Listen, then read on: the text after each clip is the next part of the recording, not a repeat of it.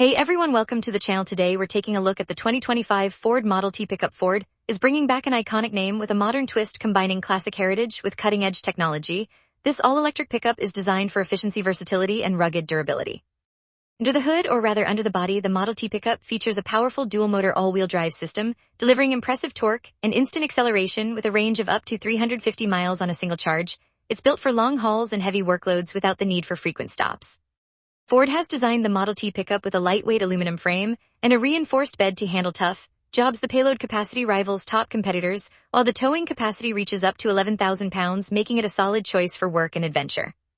Inside the cabin, Ford combines vintage inspiration with modern comfort, featuring a minimalist yet functional dashboard, a massive touchscreen infotainment system with Sync 5 connectivity, and a customizable digital gauge cluster. The Model T pickup offers wireless charging, multiple USB-C ports, and a premium sound system, making every drive enjoyable.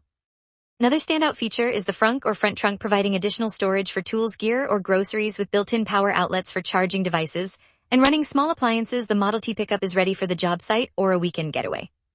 Ford has also prioritized safety, equipping this truck with advanced driver assist technologies, including adaptive cruise control, lane keeping assist, blind spot monitoring, and hands-free Blue Cruise capability, ensuring a smooth and secure driving experience.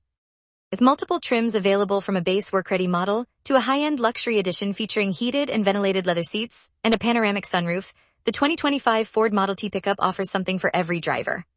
So what do you think about Ford's bold move to reinvent the Model T name? Let us know in the comments. And don't forget to like and subscribe for more in-depth reviews and automotive news. Thanks for watching, and we'll see you in the next one.